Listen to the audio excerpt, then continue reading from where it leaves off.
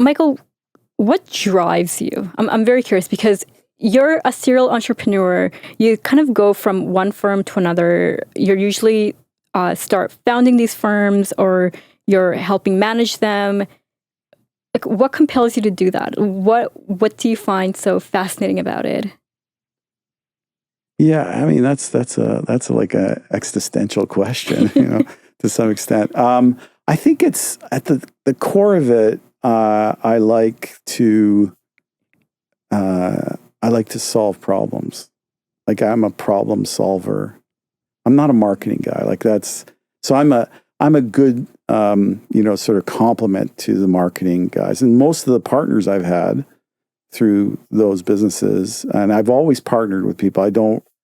I've never done a business on my own without anybody, aside from some of the consulting that I did in between things that I was doing. But most of the time I'm partnering with somebody with complementary skills. Like Raj Lalla, who runs Evolve, is a consummate marketing guy. He's one of the best marketing guys I've seen in the business. And, he and I work well together because we complement each other's skill sets and our styles. So, in the end, I think you have to find the right team and then tackle something. And there's great sense of accomplishment when it works. And some of it's got to do with, proving people wrong because most people predict your failure at the beginning of a business. Just about everybody is betting against you that, isn't your friend or isn't, maybe some of your friends are betting against you. You don't know it. But, the facts are that, people have, we have a bit of a, eat your own mentality in Canada.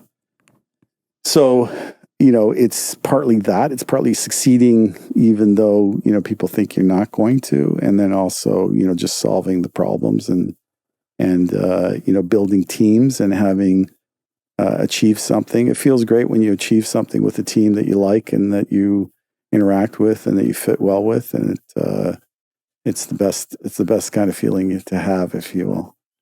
I mean, that sounds amazing. It almost seems like just finding a group that you get along with who complement you complement their skill set, and embarking on a fun adventure at the end of it, in some ways.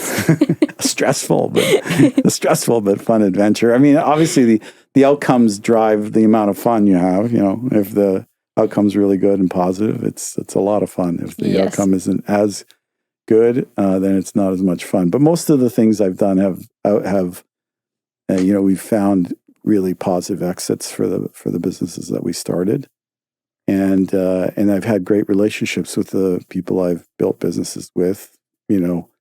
For the most part.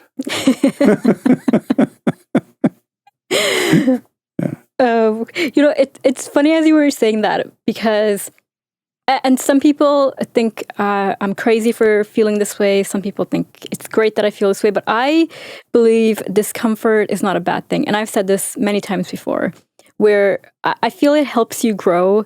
You really learn who you are. You sort of come to yourself in some ways, where if you're just always, just stagnant and you're happy, I don't think there's much room for you to grow in that kind of area. So that's one of the reasons why I like different challenges. I like variety of work, because sometimes I don't know everything, obviously. Most of the times I don't know, actually. But I always think it's fun to kind of solve that puzzle and to learn something new. And there's a sense of accomplishment to it as well. Yeah, I think, you have to have a complement. If everybody sees the world the same and you see things the same and you experience the things the same, you're not going to have success because, you're not going to capture more of the opportunities,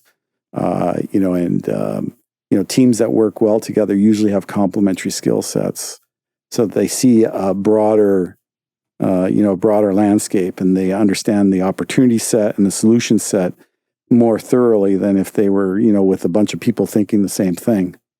This is one of the things I think that is dangerous for people, when they get really successful, is they tend to surround themselves with people that don't say no. Mm. They, as they get more successful and they start thinking they're all that, they start being less responsive to counter views. It's like you've seen the movies, and you can speculate who I might be referring to, but where people get bigger than their britches, and then they stop listening to people around them, and that I think ultimately leads to their demise. And it may take a long time because they may have had great success, but people who surround themselves with sycophants and people that think the same definitely aren't growing, and they're definitely not solving as many problems as they could. And I would imagine that also wouldn't be a very fulfilling lifestyle to just be surrounded by yes men, to not have any personal growth. It depends. I guess it depends on the personality. Some people are very narcissistic and really want that environment. And if they've got a lot of money, they can enjoy being on their boats and flying around the world. Some of them sort of anesthetize themselves away from thinking, I'm the greatest there is, and then I just stop listening to people. And they don't think that it's necessarily a bad thing for them. From their perspective, from their seat, it doesn't look that bad. So, it takes some, inner skill, emotional IQ to really understand who you are, to really, to understand what might be going on that make you not as effective as you could be.